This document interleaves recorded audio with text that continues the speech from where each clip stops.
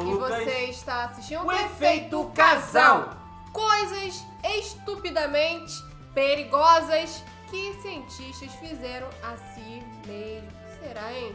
Qual canal, meu amor? Era o canal Fala Sério, mano. E aqui a gente sabe, meu Deus, eu não vou lembrar o nome do ser que fez isso, mas que pegou uma agulha e enfiou no próprio olho pra ver bagulho de reflexão de luz, uma Meu parada Deus. assim. Ficou cego, não? Não sei, eu não acho que não. Deve ter dado Não, algum mas deve ter tipo de- doído um pouco, né? Que Enfim, isso? eu gosto de vídeo de Vídeo de curiosidade. Eu gosto de vídeo de curiosidade. Se você também gosta, né? Tá ligado? Deixa o likeão, a sua inscrição pra dar aquela moralzona aqui pro Efeito Casal, beleza? Bora reagir. Ora. Você já teve tanta certeza de que está certo que estaria disposto a apostar sua vida nisso? Bom, o mundo da ciência ocasionalmente atrai pessoas prontas para fazer esse teste, andando na linha entre a bravura e a estupidez. Portanto, esqueça tudo sobre os regulamentos de segurança, porque quando ninguém mais estava disposto, esses cientistas malucos se usavam como cobaias. Corajoso. Orelha fumante. Quando se trata de autoexperimentação, poucos cientistas são tão ativos quanto J.B.S. Haldane. Este médico britânico-indiano, do início do século XX, conduziu muitos experimentos abrangendo uma variedade de campos, mas estava particularmente interessado nos efeitos do mergulho em alto mar sobre os marinheiros. Ele frequentemente se colocava em uma câmara de descompressão para simular os efeitos e registrar os resultados que experimentava em primeira mão. Em uma ocasião, os efeitos da descompressão rápida causaram uma convulsão induzida por oxigênio, levando ele a esmagar várias vértebras no processo. Implacável, ele voltou para a câmara e continuou seus experimentos, rompendo o tímpano ao acelerar o processo de descompressão muito rápido. Mais tarde, ele foi citado dizendo: se um buraco permanecer no tímpano, embora fique um pouco surdo, pode-se soprar a fumaça do tabaco para fora do ouvido em questão, o que é uma conquista social. Parece que ele já tentou isso antes. E que Ah lá, conquista saindo valiosa. fumaça Carro pelo- voador de Henry Smolinski. É um carro? É um avião? É realmente uma boa ideia. Henry Smolinski estava farto de seu trabalho de engenharia e desistiu para perseguir seu único sonho verdadeiro: fabricar o primeiro carro voador comercialmente viável do mundo. Seu plano consistia em adaptar um Ford com asas e cauda de um Cessna Skymaster. Apesar de haver virar um algumas avião, preocupações ia em deixar de torno ser do um peso carro. considerável do carro em relação às suas novas asas, o negócio parecia pronto para decolar. Depois de uma série de voos de teste bem-sucedidos, o lançamento da produção comercial estava a apenas alguns meses de distância. Mas enquanto ele, ao lado do cofundador de sua empresa, estava levando o veículo híbrido para mais um voo de teste, seu sonho desabou na Terra. Ai, Devido a caiu. uma combinação de soldagem ruim e mecanismos de travamento defeituosos, o suporte de asa falhou e o carro despencou no chão. Infelizmente, tanto o passageiro quanto o piloto morreram no incêndio, junto com suas chances de possuir um carro voador. Isca para perceber. Mas fala sério. Acho que esse momento tá quase chegando. De carro voador? Carros Ah, voadores. eu também acho. Em breve você vai ver um carro voador. Cara, tipo assim, coisas que a gente via em 1990 sobre o futuro.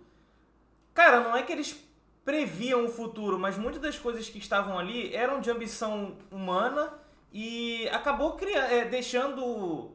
Foi uma criatividade, né, para inspiração dos seres, nós seres humanos mais...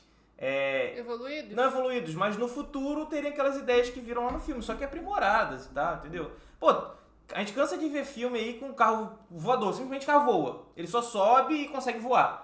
Entendeu? Um dia vai ser possível. Hoje tem carro que dirige sozinho. Pois então, é, eu acredito que ainda vai acontecer Eu isso. também acho. Quem sabe daqui uns 20 anos. Ou menos. Só que a gente vai ter que ter um sistema aéreo Pros exclusivo carros. pra carro, porque senão vai ser uma bagunça. O carro voa pra ir, voa pra ir. Vai ter que ser igual o trânsito. Calma. Quando chegar nesse momento, só os ricos vão ter carro voador, meu filho. Pobre, tu acha que vai ter carro voador? Amor, antigamente só os ricos tinham carro. Hoje, todo pobre tem um carro. Vai lá, faz um financiamento, um consórcio, Oxe, consegue um carro. Cadê o teu carro então, se tu é pobre? Ué, gente que não vai lá e não quer comprar. Se a gente for lá no banco e falar, eu quero comprar um carro pra fazer um financiamento, a gente vai pagar quase 2 carros? Vamos, mas a gente vai ter um carro? É simples, é questão de querer. Eu não quero um carro agora. Querer, na verdade, eu quero, mas eu não quero assumir essa dívida de carro agora. Você quer ter um carro, mas ter os pés no chão que vai ter o Exato, dinheiro pra pagar, é isso? Exato.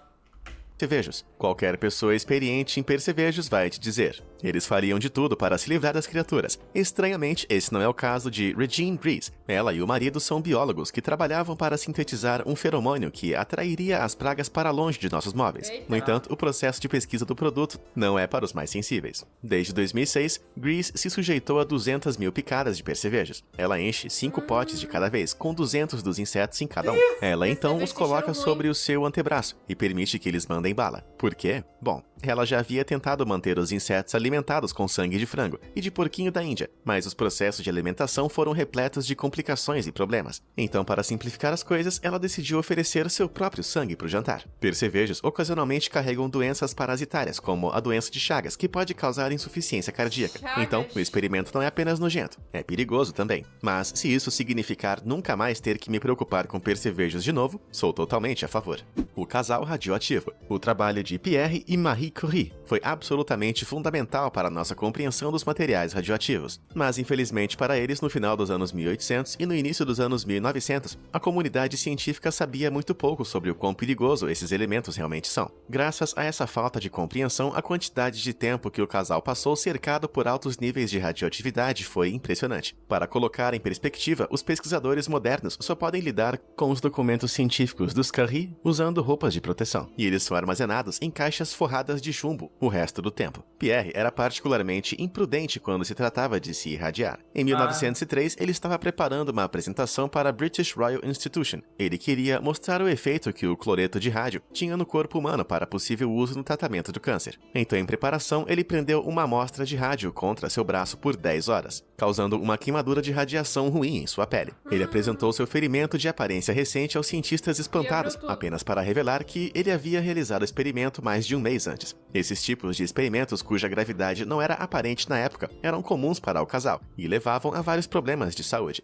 Marie até manteve uma amostra de rádio em sua mesa, pois gostava de como brilhava. Enquanto ela mais tarde sofreria e morreria de doenças relacionadas à radiação, Pierre morreu quando foi atropelado por uma carroça. Nenhum deles jamais reconheceu publicamente, ou talvez perceberam, os riscos de exposição à radiação. Ou seja, você só morre quando tem que morrer. O cara lá com um negócio de radiação morreu atropelado? E ela morreu com as doenças causadas pela radiação. Meu amigo. Eles apenas viam seu potencial no tratamento de câncer. Homem mais rápido do planeta. O lema da Força Aérea dos Estados Unidos defende serviço antes de si, e o coronel John Stapp certamente viveu por essas palavras. Ele fez seu nome estudando os efeitos da desaceleração em seu corpo. Em 1945, pouco se sabia sobre os danos causados ao corpo em caso de parada brusca. Isso era algo que os militares estavam ansiosos para entender, para ajudar seus pilotos. Então, com o financiamento do Wright Air Development Center, Stapp começou a construir um foguete depois de apelidado de Gee Whiz. Totalmente ciente de que poderia se machucar seriamente ou até mesmo se matar, ele prendeu o cinto de segurança e começou a trabalhar. Nos 10 anos seguintes, ele se submeteu a níveis perigosos de força G e velocidades de até 1.017 km por hora, ganhando o título de homem mais rápido do planeta. Essas velocidades incríveis eram alcançadas em apenas 5 segundos, e o trenó desacelerava até parar em 1 segundo. Claro que forças tão altas quanto 46,2 G não viriam sem custo. Pulsos fraturados, costelas quebradas e até mesmo obturações perdidas eram apenas um dia de trabalho. E em 1954, Stapp até mesmo descolou sua retina, dizendo que parecia um pouco com a extração de um molar sem anestésico. Apesar disso, ninguém parava Stapp, e ele fez 29 viagens malucas desse tipo. O mau hálito de Barry Marshall. Depois de anos de pesquisa, em 1984, o microbiologista Barry Marshall estava convencido de que havia descoberto o que causava certos tipos de úlceras estomacais, mas ele precisava provar isso. A maneira mais rápida de fazer isso era infectar alguém com uma mutação desagradável da bactéria que ele pensava ser a responsável, chamada Helicobacter pylori. Mas o comitê de ética do hospital se recusou a lhe dar permissão para testar sua hipótese em qualquer pessoa. Então, adivinha? Ele mesmo ingeriu um caldo contendo a bactéria. Ele contraiu gastrite em poucos dias, muito mais cedo do que esperava. Apesar do vômito, úlceras e, nas palavras de sua esposa, hálito pútrido, Marshall estava radiante. Depois de publicar suas descobertas, ele recebeu o Prêmio Nobel por seu desinteresse abnegado por sua saúde e casamento. Espero que seu próximo trabalho seja criar a hortelã perfeita, obtendo uma coceira. Às vezes, os cientistas fazem coisas que nos deixam coçando a cabeça, e que às vezes os deixam coçando a sua própria. Em 1993, o veterinário de Nova York, Robert Lopes, foi questionado por um de seus clientes. Os humanos podem pegar os ácaros da orelha de seus animais de estimação? Depois de um breve período de pesquisa sobre o fenômeno, ele descobriu que, sem surpresas, um estudo estudo prático precisava ser realizado. Lopes decidiu entrar em ação, transferindo alguns dos ácaros da orelha de um gato para a sua. Ele disse que podia ouvir imediatamente arranhões enquanto os minúsculos parasitas desciam por seu canal auditivo. Logo, ele foi atingido por uma sensação de coceira intensa que não parou por semanas. Lopes demorou mais de um mês para se livrar das criaturas. Depois disso, decidiu repetir o experimento mais 2 vezes. De novo! 2 vezes! Mais 2 vezes. Como que faz um negócio? Pra quê, mano? Acho que tudo que mexe com o ouvido, com o olho, me dá nervoso. É verdade.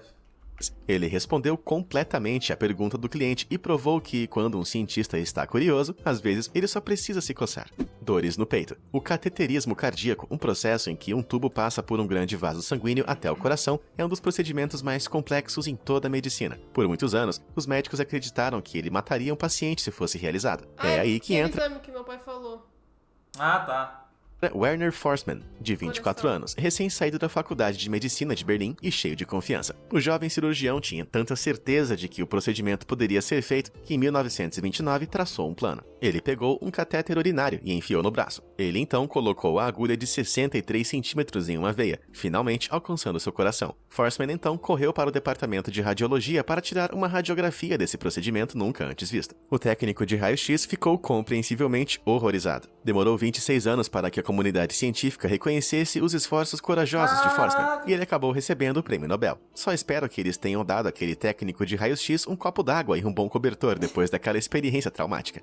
Né? Viúva Negra. A aranha viúva negra é temida por um motivo, mas foi só em 1933 que os cientistas entenderam completamente o quão perigosas realmente são. Um professor chamado Alan Blair estava estudando a toxicologia da viúva negra na Universidade do Alabama. Ele estava particularmente interessado no efeito de sua mordida em humanos, então, jogando a cautela fora, ele colocou a aranha na ponta do dedo e deixou que ela mordesse por 10 segundos. Nas 24 horas seguintes, Blair foi submetido a uma experiência intensamente dolorosa. Ele foi levado para o hospital, onde sofreu tremores, vômitos e rigidez no abdômen e membros, como uma tábua. Se você já teve uma cãibra, imagine como se isso se aplicasse a todo o seu torso. Sim, horrendo. Ele finalmente recebeu alta um dia inteiro depois. A intenção original do experimento era testar se a exposição repetida às toxinas aumentaria a imunidade à picada, mas Blair disse que ele compreensivelmente não teve coragem ao se deparar com a perspectiva de passar pela experiência de novo.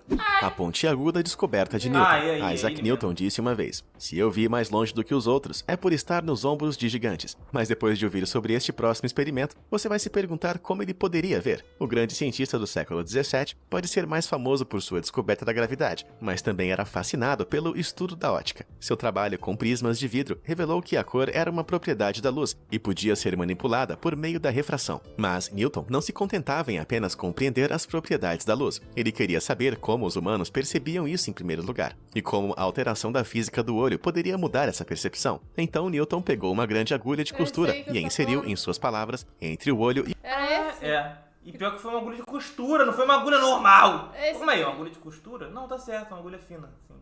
Fiz confusão com... Foi nesse aí que tu tinha falado? É? Tu viu isso onde? Ih, não sei, acho que foi no Você Sabia. Ah.